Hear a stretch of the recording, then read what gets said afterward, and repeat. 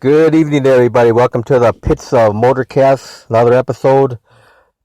Online, I got special guest Larry Jeleniewski. How you doing, Larry? Not bad. How about yourself? Good, good. So I saw a lot of pictures of you and Christopher of your runs from Labor Day weekend on that Saturday. Of course, pictures don't do justice of seeing that live in person, which I would have loved to have been there, but I fortunately could not make that one. But a lot of good pictures, though. Yeah, it was a little subpar on my part. Chris did a really good job. That's only the fourth time I've had the car out this year. This is a brand new car, so I changed some more things in it, and we should be dialed in hopefully this weekend. Yeah, those photographers did a good job doing. Peter and Rusty and Alan, they all do a good job taking pictures over there. Oh yeah, they captured some really good shots for sure. So now, are you going to go to the wheel stand thing on October 4th at Byron? Oh yeah, that's the goal. The goal is to win that for sure. So this is a brand new car. I just got done with it, and like I said, I've only had it out about in 4 weekends now. So I'm learning a 4-link. This is my first 4-link car, so Wow. it's getting there. It's coming along pretty quick, so it should be pretty much dialed in by this weekend. I was just having a problem with like a pivot point with my car. So tell the listeners out there a description of the Badfish car. It's a 69 Barracuda with a small block. It's a 360 stroked Indy heads, a ton of Ram intake, 2 850 Hollies on it. I run a 904 trans from CRT, Cope Racing Trans. Low first gear set, trans brake, and a Dana rear end. It's pretty much started out, the old car that I had before I wrecked it. It started out as just a bracket car. My dad bought it off of one of my friends, and we started, just cruising it around at shows, fixing it up, and then it turned into a bracket car, gutted it, and started racing it, and then along the way it started, as we started pouring power to it and changing things, cam, all your usual stuff you start doing, it started pulling wheelies. And it would do some nice, 60-foot wheelies, like super stock Hemi kind of wheelies, And then it just started getting a little more and more as it went on. And then my dad wanted to just purely do bracket racing, so he actually sold me the car. And he bought a Fiat. And then I got bit by the bug. I went out to Byron one year with it, figuring, my car does wheelies, I'll try it. And it wasn't in comparison to what those guys were doing. And so then I just got bit by it, and it's fun. I never thought I would get paid to go to the drag strip and have fun and race. Wow. That's awesome. So it's just morphed into it, Yep. So what year did you start drag racing? Oh, man. It had to be like... we started racing that car probably 93 maybe. Now, what made you get into drag racing? Well, my dad is always into it. When we were growing up, he was actually when I was younger, before driving age, he was into airplanes. So we used to go flying all the time. He had an airplane, and we'd go fly all over the Midwest and stuff. But he was always into cars. Excuse me. When he met my mom, when their first date was at US 30. So he had a 64 Impala that he raced. And so he took my mom to the drag strip their first date, and he raced and actually won the event.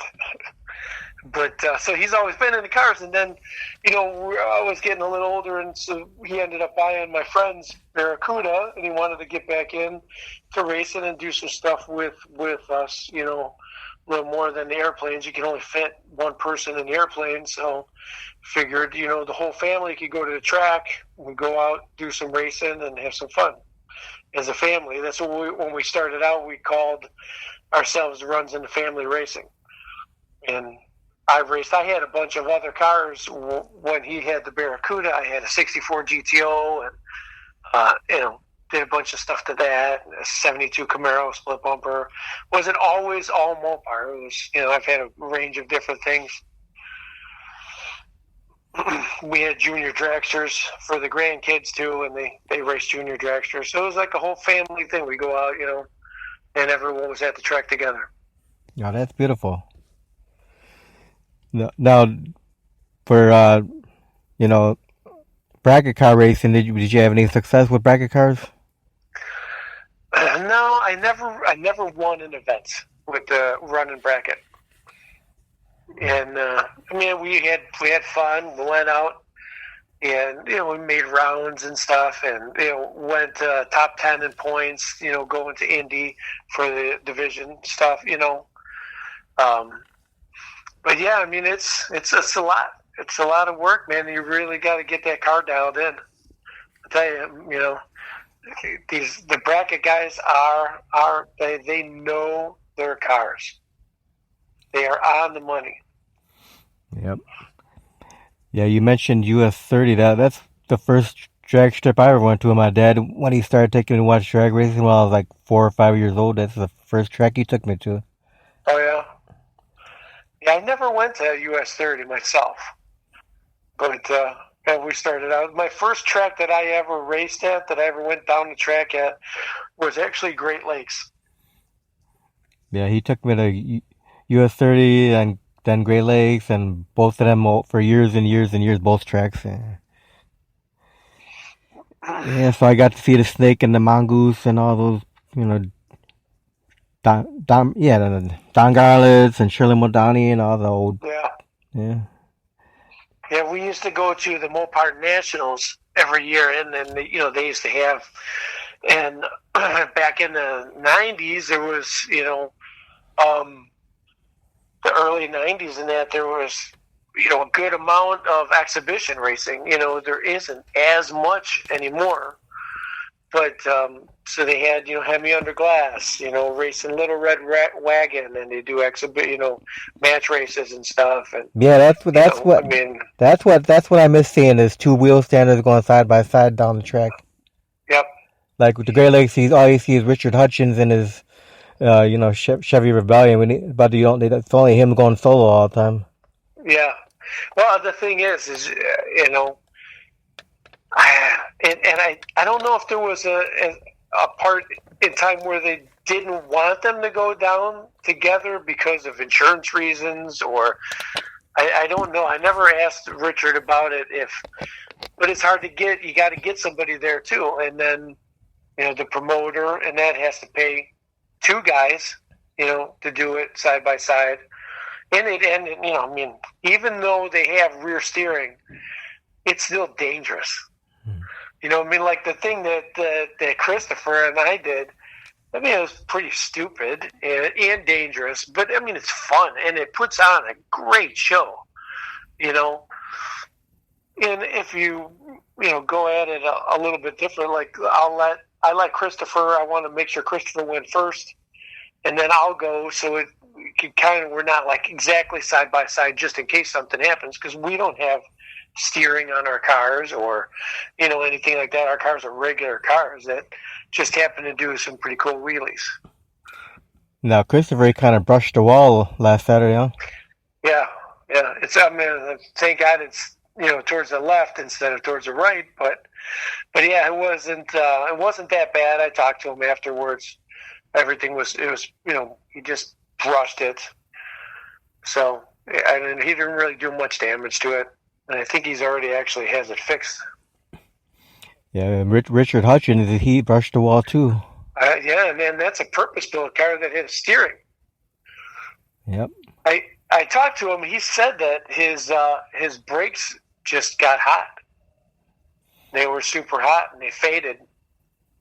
So he said that's the issue that he has. He has to change brakes constantly because he's constantly on the brakes the whole way down the track. Left, right, and just they're like glowing red. Right. Sometimes when he gets down to the end of the track. Yeah, I did see some video footage. I saw that he was able to run the second pass with the wheel sander again. Yep. I don't know if you know or not, but if you saw it over there, Randy Henning's building a wheel sander over there. Yes. Yeah, I talked to him a little bit about it. He is telling me about it. And Richard, it's going to be basically a clone of Richard Hutchinson's car, or truck, I should say. And Rich was helping him with it. Now, you have any idea who's going to be driving it? I don't know. I didn't get the phone call. I was just going to say, why don't you volunteer to drive it? I mean, look at Richard, man. He's 91, and he's still doing it. I mean, he's still having a blast, still going out there. I mean, what else are you going to do when you're 91? You might as well have as much fun as you can while you can. Yep. Well, look at Chris the Greek Karamazini still out there. Yeah, running 300 miles an hour, and the G-forces he's taking. You know what I mean? That's the testament to how good in shape the guy's in. Yeah. It's a lot on the body. Yep. It's pretty good. Unfortunately, we just lost Diamond Dave Miller. Rest in peace, Diamond Dave. Yep. Yep. That was another veteran, nitro driver. All the years he's been driving nitro cars. Yeah. And of course, we got to still say prayers for Dom Lagana. Yeah. Yeah. Yeah, that was unfortunate. That was crazy. Yeah. It's just one of those mishaps that happen when driving around outside the racetrack, Yeah. I never got anything, like all the skinny about it as far as if they had seatbelts on or not. I don't know. I have no idea. So now, Larry, what do you enjoy most about being a drag racer? I like the kid aspect of it. Like you see the little kids come up. I mean, my car's a little different just because of the big fish on it, and the kids kind of really like it. That they call it the fish car, and they like get into it. It's cool to see the kids come up and they're like really into it and see wheelies and stuff. And like I'll tell parents. I mean, my son's heavy into cars and racing, and somehow I don't know he got into Fords, and I don't know how it happened, but he's got a Mustang that he just built. He just mini tubbed it and did a bunch of stuff. But you get the kids into racing. I tell parents, hey, get the kids into racing, hot rods. You pretty much never have to worry about them doing drugs and being alcoholics because they can't afford anything else. Yeah. They're out having fun and they want to put, this money into their car, and they don't want to risk losing their license because they love the car thing so much. Yep. Now, is there anything that you hate about being a drag racer? There's a lot of work. It's way more work than I do at work at my job. It's still fun work though. It's when you're done with it, you step back and you're like, man, this is pretty cool. And I did it with a group of friends, and we put all this time into it, and it's just cool. You got something to look at, and you and your buddies, you built this. You always come across people along the way too that help you, and you meet all these cool people, throughout, doing this racing, and it's a giant community, you know, and everyone's super cool, you know, for the most part.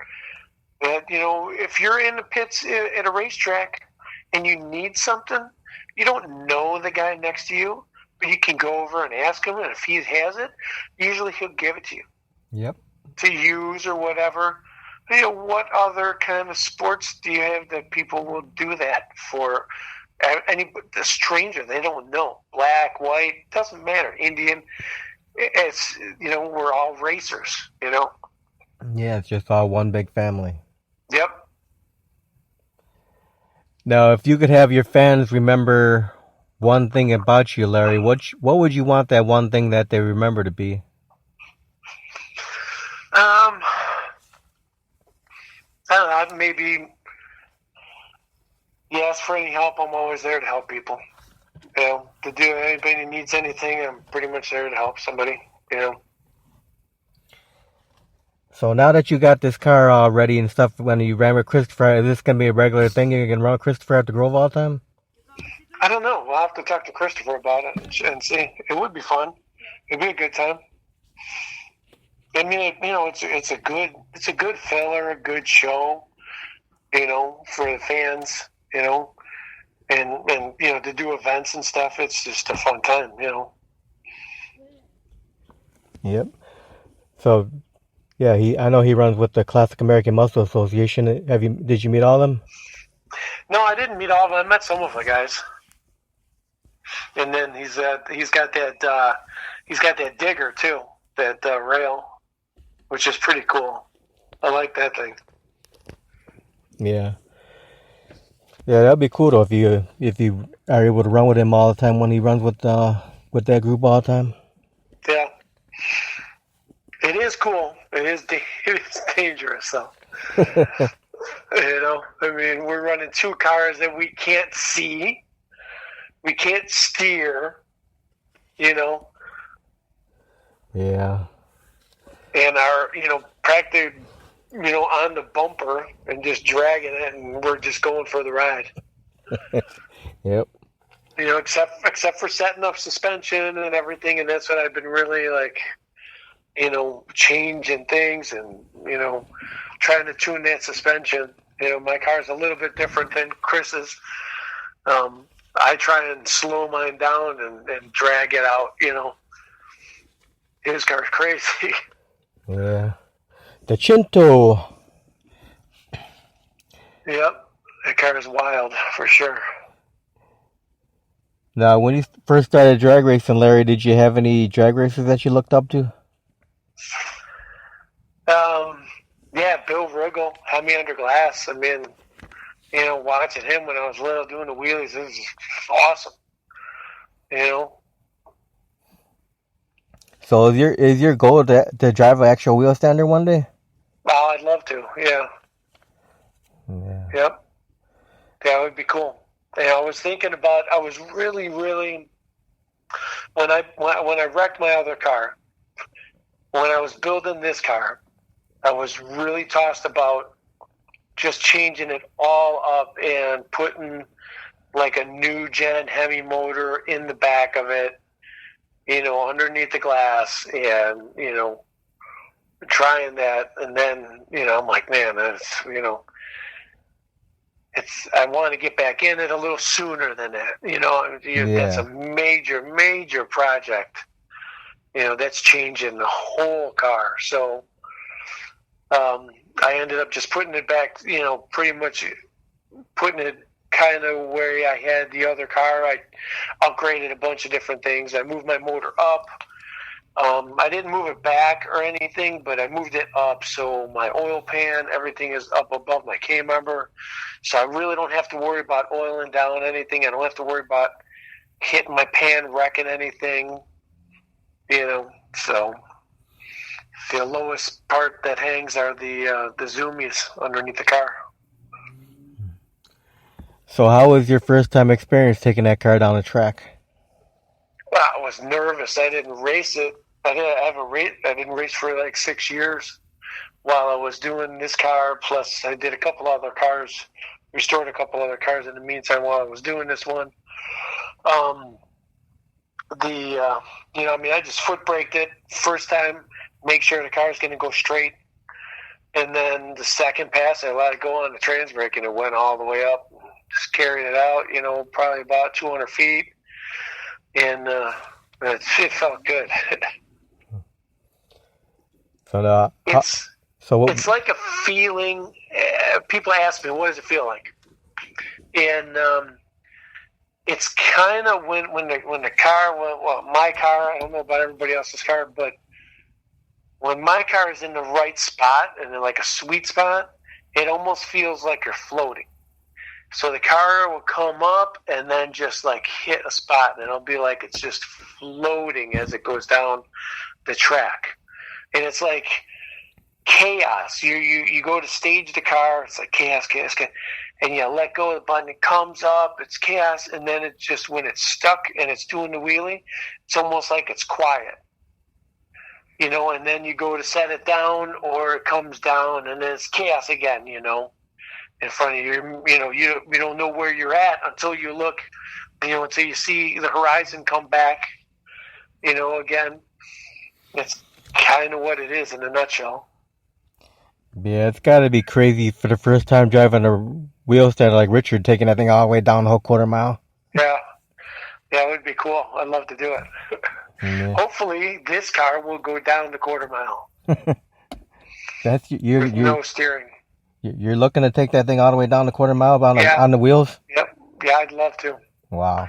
That's my goal. And I talked to Chris, and he said that's his goal too. So if the two of us can do it, man, it would be the greatest wheel stand contest.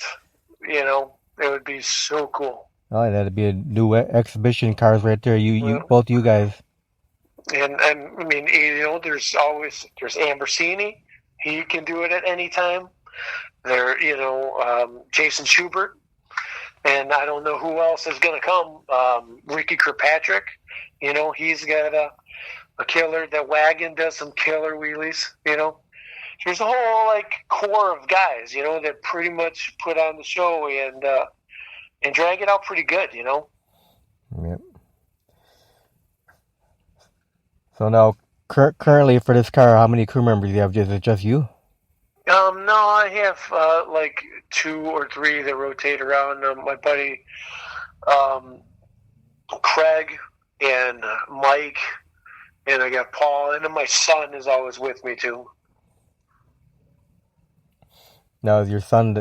Is he the one that did junior dragsters? Yeah, he did junior dragsters, and my daughter Kayla, and my son's into it. He's got, like I say, he's got this Mustang. He's actually going out to the track tomorrow with this Mustang club, and they're renting the track at Great Lakes. So he's going to go out there.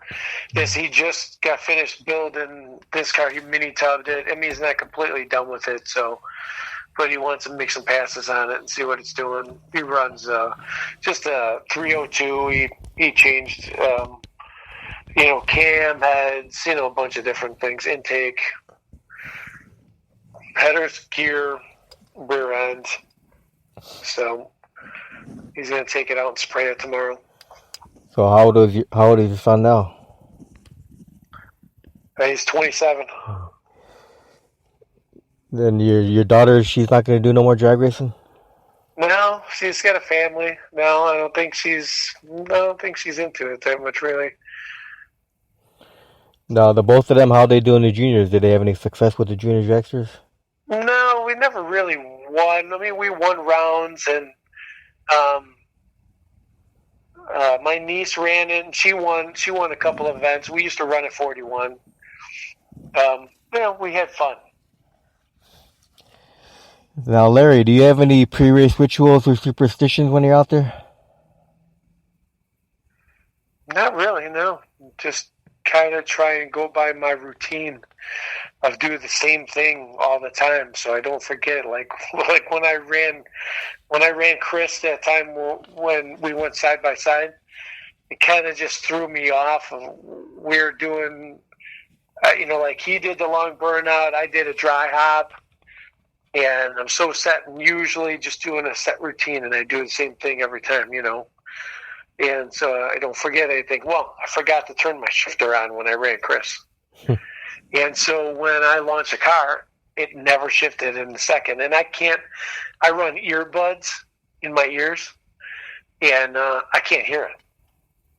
And it banged off the rev limiter and never shifted. And, I see the shift light come on, and it was too late by then. It was already coming down. Yeah, the fans love dry hops. Yeah, the dry hops were pretty cool. And Chris did one. It was pretty cool. I was really like sitting in the car, and I'm like, should I do another one? Am I going to waste too much time? I should have just did another one, while I was there. I'm like, because he backed up from the long burnout, and then he did his. I should have just did another one. Yeah. They both of the cars came up pretty good on the dry hop. It was a decent wheelie for a dry hop. Yeah, that's the way it was in the old days, man. All the dry hopping. I know. But when I started racing with my dad, we still did dry hops. That's what he was used to. Yep. And then it just went away. Yeah, the long smoky burn-offs and the dry hopping. Yep. Yeah, that's a good show. I think it's fun. That's what you don't see in the NHRA no more, the long smoky burn-offs, man. Nope, it's all technology, tire technology. Yep. And even like my car's got such big tires, it really doesn't even do it. And I don't have that much horsepower in my car. I'm only like 650 horse in my car. So it's not like, I can just rip those tires all the way down, Now, what kind of tires are they running on that car? I'm running Phoenixes and 32 tall by 15 5Ws. Now, is that car painted or is that a wrap? No, it's all painted, and then Phil at Rage Wraps, he did the graphics on it. So I have a friend, Tom from he designed the fish, and then Phil actually printed it all off, and then Phil designed like where it said Bad Fish in the old school lettering and stuff, and he did my emblems and everything, and had printed everything off and put it on the car. So how did the Bad Fish come about? It was just, I was thinking of something like cool to put on it, more like the old Hemi Superstock kind of cars, that had they were flashy, the Sox and Martin and all that had, catch your eye, the Hawaiian, funny cars, all the older nostalgic funny cars and everything. They had crazy paint schemes and, stuff on there to catch your eye, snake and mongoose. Yep. It was all, look at this, in your face. And I want to kind of do something like that, make it look like an older kind of 60s, nostalgia kind of car. And then, you have nitro fish, so I kind of did something like that, but on a little different scale and made it because it's a Barracuda. So, hey, we'll do Bad Fish, it's a Barracuda. And so we did like a little Barracuda fish with some bones on it, instead of just a whole fish, like a regular fish, and just started calling it Bad Fish.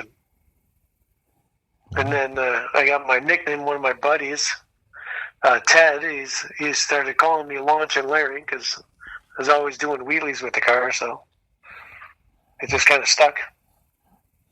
Now, do you have any sponsorship for the car? Oh yeah, Glass Tech. They take care of me, all my fiberglass stuff. It's actually all fiberglass front end, doors and trunk, and Pro Glass. I get all my Lexan on a car from Pro Glass.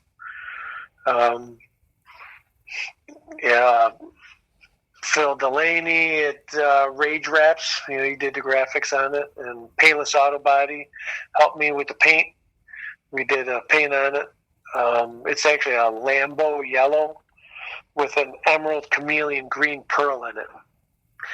So pictures don't do it justice. When you see it in person, it flips like a fuchsia and green and all that in the body lines.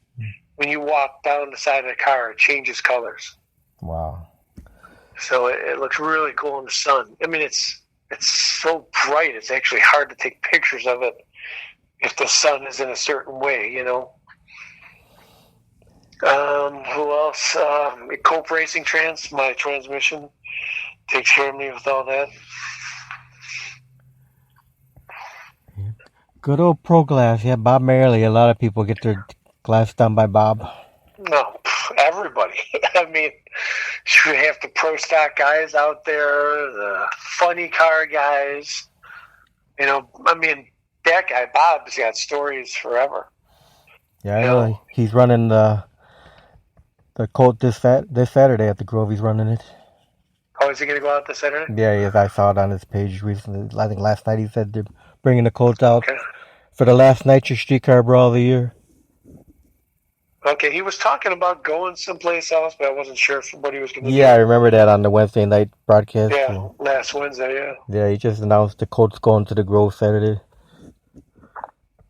That's cool. And a couple other pro stocks are going to be up there doing testing too, and he said. Oh, cool. I know Christopher's not going. He said he's got to prepare for that wheel stand thing. Byron, so he won't be at the Grove. Yep. Otherwise, I'm sure he would have been at the Grove because it's the Classic American Muscle Association is going to be there. Oh, are they? Yeah, they usually run every one of those Nitro Streetcar Brawls. Along with the Chicago Wide. What kind of cars do those guys have in there? I didn't really get to see that much of it because when I was back. Oh, they got all kinds of cars in that group. Yeah. Yeah, there's some. That's the good thing about the Grove. There's so many different groups at the Grove there you get to see all the time, like the Pro E85 guys, and you got the America's 1320s Legends, and there's so many good groups in there. The Chicago Wide guys. Yeah, I'll tell you what, man. The Time Machine Nationals, what a blast! There was so many just super cool cars there. All the gassers were awesome. You know, all those front engine Tri-5s and Vets and, you know, you name it. It was just cool. You know, and then all the diggers, they had Top Fuel, you know, diggers, the front engine dragsters, nostalgia funny cars. I mean, it was cool. It was packed too. Yeah, that's what everyone keeps saying. It was like the most people they've seen in over 20 years. Yeah, it was packed. It was good weather too. The air was great.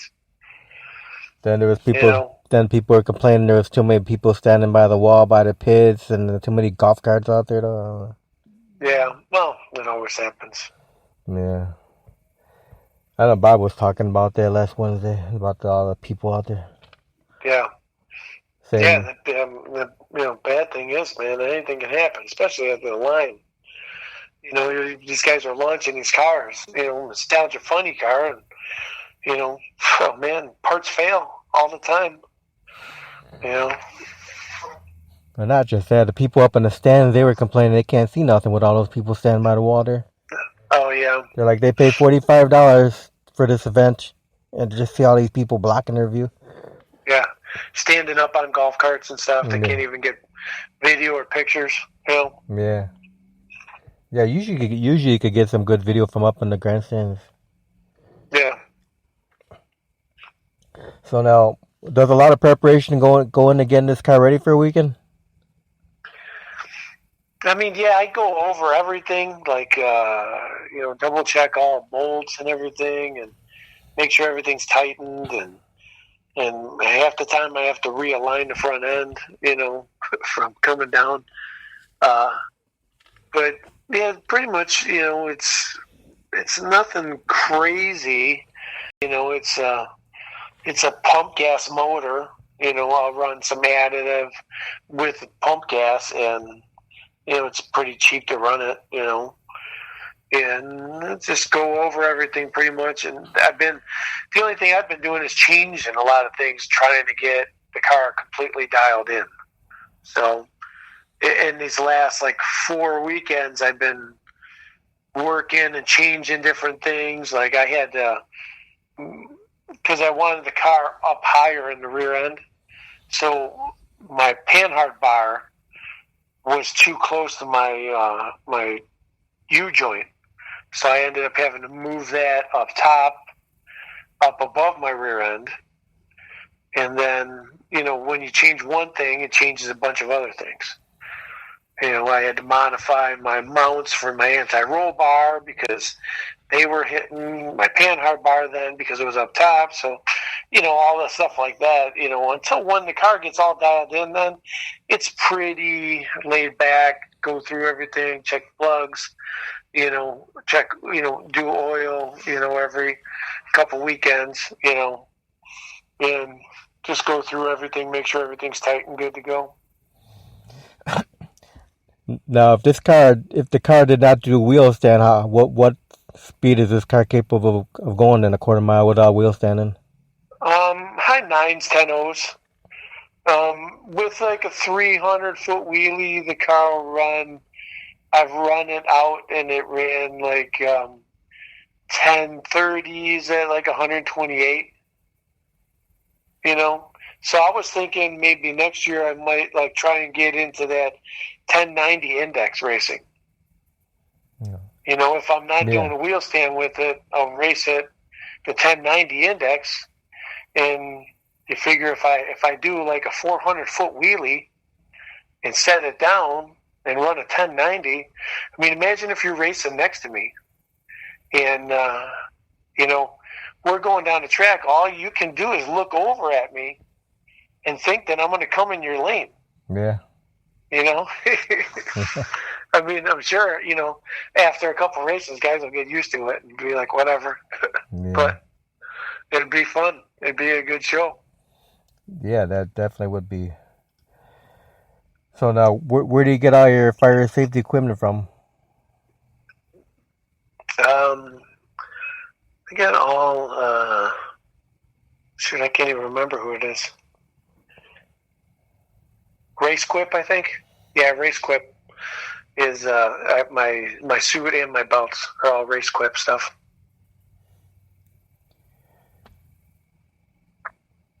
Now, so in your drag racing career so far, have you hit any milestones?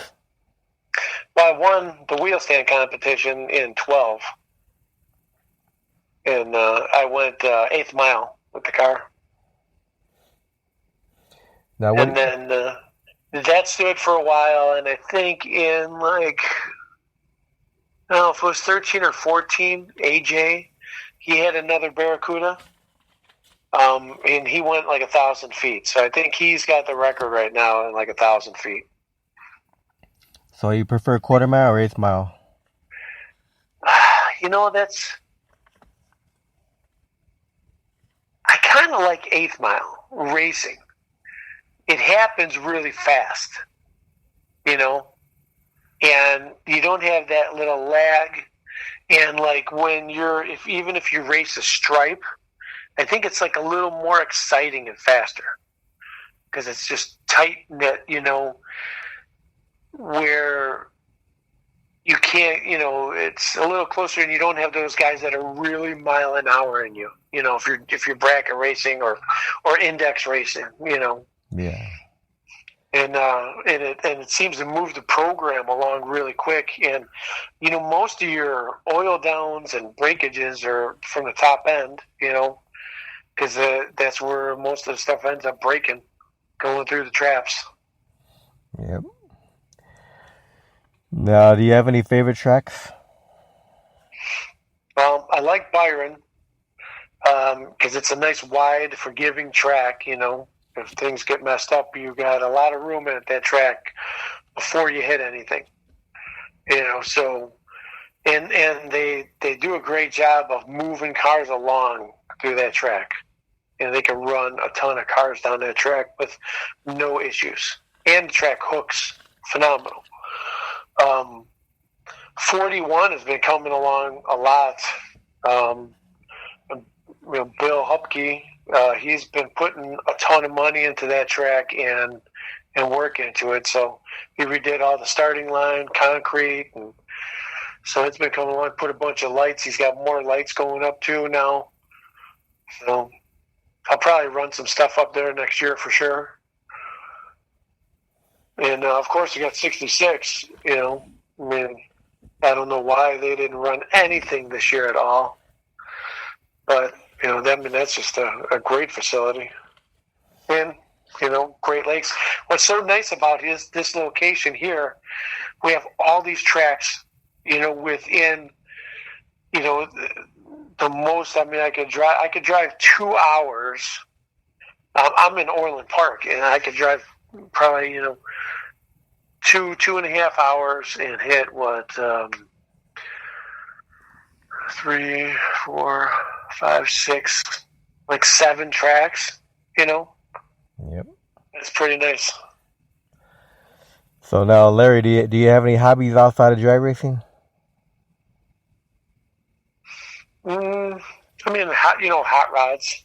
I do hot rods. I just restored a car for my wife. It was her dream car, and I picked it up out in Michigan and restored it for her and gave it to her at World of Wheels. Actually, she had no idea I had the car. Wow. No idea I was building it. So I just restored that. I like working on cars, doing all that stuff. Helping my son with his. And it's just, it's fun. It's nice building something. I make tables and stuff out of metal, welding and doing that stuff. Have you had a most embarrassing moment on the track? Yeah, the first time I ever went down a track. I was at Great Lakes, and my dad had the Barracuda, and it was high 14 seconds. It had a 318 in it. It's nothing big, but I was younger, and I didn't know. I mean, I only went to the track a couple times. We just started racing it, and I watched Pro Stock on TV. I watched race cars on TV. And that's what I knew. My dad's like, well, get in the car and take a pass. He didn't tell me anything about it. Just told me to get in the car. It's like, you know how to do a burnout. Do a burnout, make a pass. So I go to do my burnout, I'm cool. I go to do a burnout, and I drive right past the line, right past the starting line, like I'm doing a Pro Stock burnout. Open up the door, back up.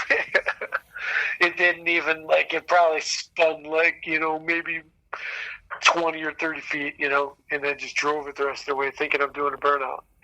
Wow. My dad's like, opens the door, what are you doing? Don't do that again. So what's been the fondest memory of your racing career so far?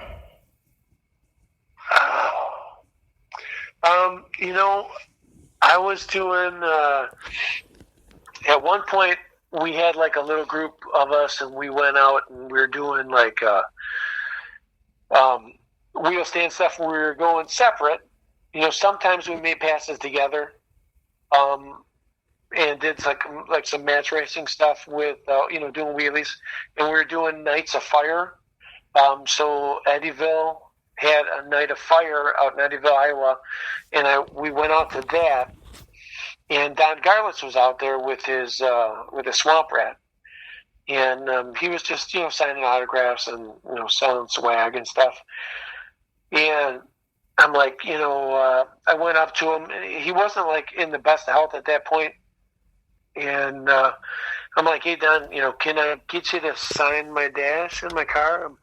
I'm racing up here, this weekend, and we're doing some exhibition stuff.